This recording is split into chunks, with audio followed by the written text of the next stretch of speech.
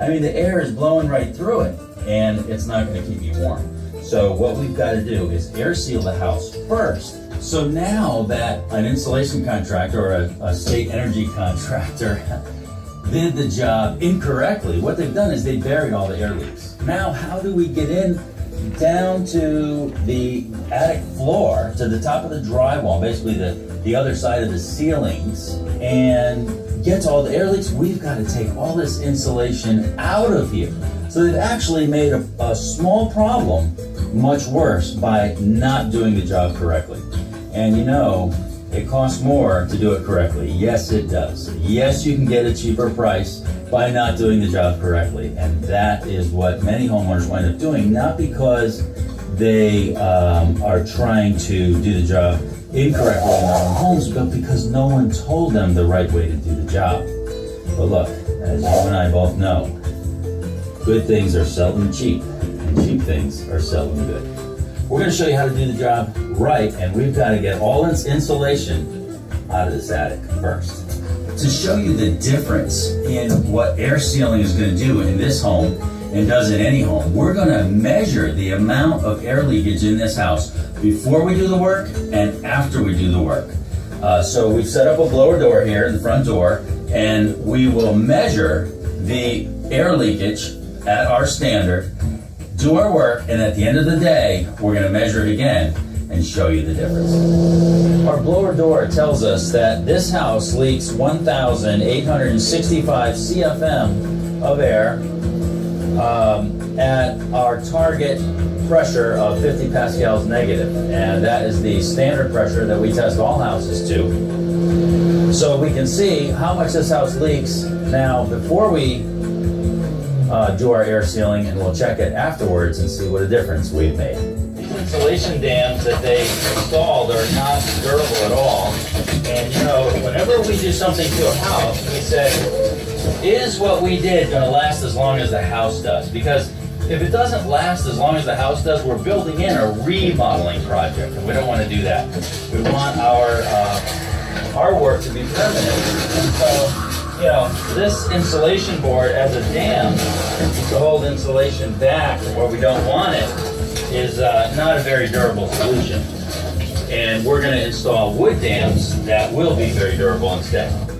Normally we blow insulation in, but in this case we're going to suck it out. What we can see here is that here's the original, what we call balsa wool bats. And you can see how thick these things are. They're just about an inch thick. And that was installed when the house was built.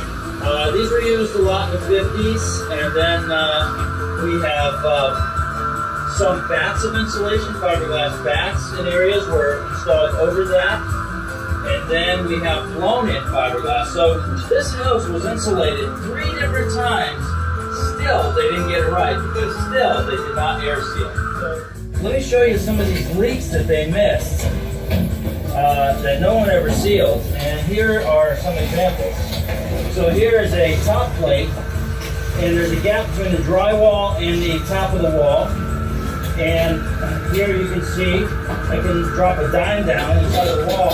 That means air from inside the walls in the house is leaking up into the attic.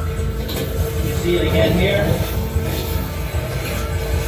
So this is what we're exposing, and all this is going to be sealed by the time we're done. 6 can lights just in this room alone, and each of these can lights leaks air. Air goes out the top of the can light because the fixture is very leaky, and air goes right around the light bulb and out the fixture, and these were not sealed. You also have a box here above the fan. That is a hole in the drywall.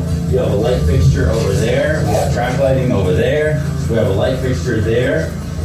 All these interior walls weren't sealed at the top of them into the attic. And what happens is air goes into this switch fixture, into all the electrical outlets, right in the hole of the where you stick a prong for a device. That leaks air right in there. It goes up the wall and out the top of the wall into the attic. Now, you know, this may seem like, oh, what's the big deal? How much air could it be? Well, in the wintertime, there's a suction at the bottom of the house, as the warm air rises in the house when we heat it and it leaks up into the attic, if you just picture a penny going into the outlet and out into the attic. And then a few minutes later, another penny goes into the outlet and out up into the attic. And then another and another. And all these leaks all over the place, it adds up. We have a bathroom fan in there. Around that fan, it leaks air into the attic. Here we have a smoke detector, a light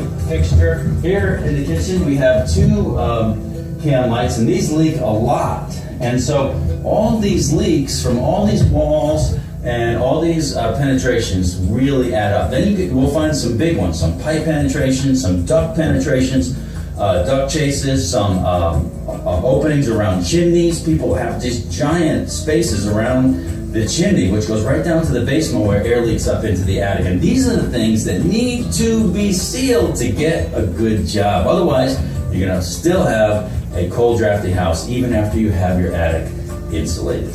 You might be thinking, oh, you just vacuum the insulation out. Yeah, great, no big deal, get a shop vac. You are talking about massive volume of insulation that we suck out of an attic. And with it comes nails and sticks and debris and all kinds of stuff. So this is what we have to have. It's a big, giant, looks like a giant leaf blower in reverse. We have these 75 cubic foot bags, and we're going to fill many of those bags by the time we have this attic clean. We're going to fill up that truck, we're going to fill up that big truck with these bags, and now we have to dispose of these things, right? So these bags are going to fill up a dumpster, and a dumpster could cost $400 to dump, so the disposal cost is significant, but that's what it takes to do the job right.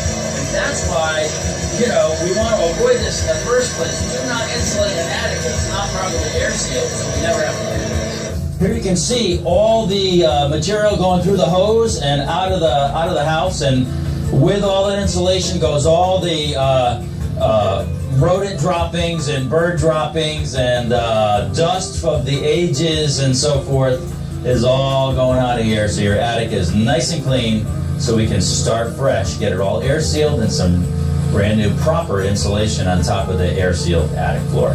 One thing that you'll